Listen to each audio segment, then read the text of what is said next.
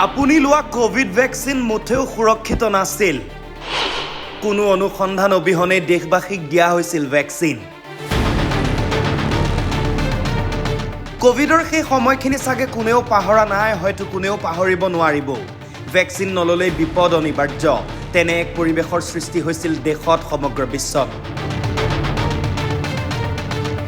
Vaccine নললে চৰকাৰী কাৰ্যালয়লৈ যাব নোৱাৰিব, চৰকাৰী সাহায্য নাপাব, দৰমহা কৰ্তন কৰা হ'ব, ৰেল যাত্ৰা কৰিব নোৱাৰিব, বিমানত উঠিব নোৱাৰিব, মলত সোমাব নোৱাৰিব, চিনেমা হলত সোমাব নোৱাৰিব। এক প্ৰকাৰ ভেকচিন অবিহনে উশাহ লোৱাৰ বাদে কোনো কামেই যেন কৰাৰ অনুমতি পোৱা নাছিল দেশবাসীয়ে।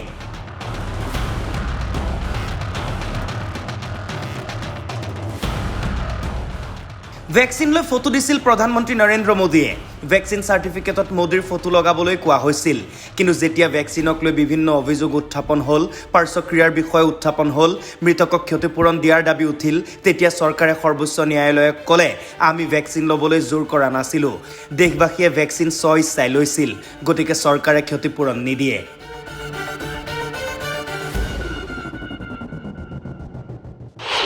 ভেকচিনৰ পাৰ্শ্বক্ৰিয়াৰ বাবে চৰকাৰ জগৰীয়া নহয়। এতিয়া দেশজুৰি আৰম্ভ হৈছে চৰ্চা। কোভিড ভেকচিনৰ আছে মাৰাত্মক পাৰ্শ্বক্ৰিয়া। ভেকচিনৰ পাছত বিভিন্ন ৰোগে যুৱ প্ৰজন্মৰ শৰীৰত দেখা দিয়াৰ অভিযোগ। কোভিড ভেকচিন লোৱাৰ এসপ্তাহ দুসপ্তাহৰ পাছতে বহুতৰ মৃত্যুৰ খবৰো প্ৰকাশ পাইছে সংবাদ মাধ্যমত।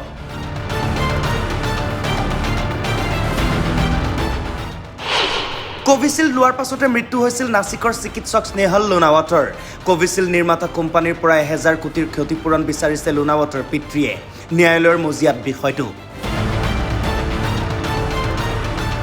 কেৱল ভাৰততে নহয়, বিদেশতো কোভিড ভেকচিনৰ পাৰ্শ্বক্ৰিয়া মৃত্যুক লৈ চলিছে যুঁজ।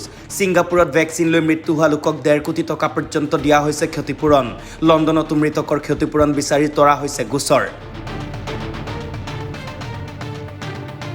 ভাৰত চৰকাৰে কৈছে আমি জগৰীয়া নহয়, কিন্তু একাধিক সংগঠন চিকিৎসক ভেকচিন পাৰ্শ্বক্ৰিয়া আৰু মৃত্যুৰ বিষয়টোক লৈ সৰব। এৱেকেন ইণ্ডিয়া মুভমেণ্টৰ সদস্য ডক্টৰ সুজন দাস। এওঁৰ দাবী, ভেকচিনৰ পাছত বাঢ়িছে কেঞ্চাৰ, যুৱ প্ৰজন্মও আক্ৰান্ত হৈছে বিভিন্ন জটিল ৰোগত, বাঢ়িছে হাৰ্ট এটেক। मामला ये है कि जो वैक्सीन्स हैं वो सेफ नहीं हैं, असुरक्षित हैं और इसकी पूरी जांच नहीं हुई, उसके पहले ही लोगों को दिया गया और मेरे कई पेशेंट उसको आघात हुआ है। उसके अलावा बहुत सारे चारों तरफ हमने देखा है कि कार्डियक अरेस्ट से गिरे हुए हैं। अभी कैंसर का जो केसेस है अचानक से बढ़ गया है, ना केवल अपने देश में विश्व भर में उसका डेटाज आ रहे हैं। तो इसको देखकर हमारे जो कुछ आघात हुए पेरेंट्स हैं, जो जैसे कि डॉक्टर स्नेहल लोनावत है, उनके पिताजी हैं और बहुत सारे लोग हैं। अभी हमारे कहते हैं क्या बोलते हैं उसका एक हमारा चैनल है टेलीग्राम चैनल में, खासकर वैक्सीन के डेथ्स के ऊपर है। उसमें आज की तारीख में 18,025 लोगों का सिर्फ अकस्मात मौतों का लिस्ट है उस पर।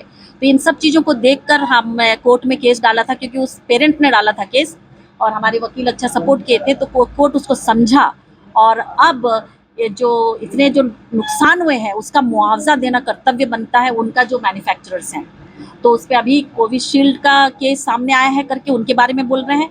आगे को चल के हम चाहते हैं कि सारे लोगों को ये मालूम हो कि यदि उन्हें कोई वैक्सीन से उनको दुष्प्रभाव हुए हैं तो उसके लिए उन लोग के केस रजिस्टर कर सकते हैं। बिल्कुल जैसे कि इसमें क्लॉट बनना शरीर में, तो आप डी डाइमर नाम का टेस्ट करने से क्लॉट पता चलता है। अदरवाइज जो क्लॉट बनते थे वो कभी कभी कोई किसी के शरीर में होता था, कोई इन्फेक्शन की वजह से या कोई टॉक्सिन्स की वजह से होता था। लेकिन अब जो दिखाई दे रहा है एकदम जवान बच्चे इनके बीच में दिखाई देने लगा, इसलिए हमारे दिमागों में ये शंकाएं उठी और इसके ऊपर ध्यान दिया। तो मायोकार्डियल इन्फेक्शन कहते हैं, वो हो जाता है, इसकी वजह से अचानक से कार्डियक अरेस्ट हो जाता है। और जो दूसरा जो है बोन मैरो में जो स्पाइक प्रोटीन का एंट्री होना और कहते हैं ग्राफेन ऑक्साइड्स का डैमेज करना, इससे बोन मैरो गड़बड़ होती है, तो उनको कैंसर होने की संभावनाएं ज़्यादा हो जाती हैं। ভেকচিন লোৱাৰ পাছতে কমিছে ৰোগ প্ৰতিৰোধ ক্ষমতাও। বিষয়টো অতি স্পৰ্শকাতৰ। এবাৰ ভালকৈ বহক, ভাবক, আপুনিও বহু কথা বুজিব পাৰিব।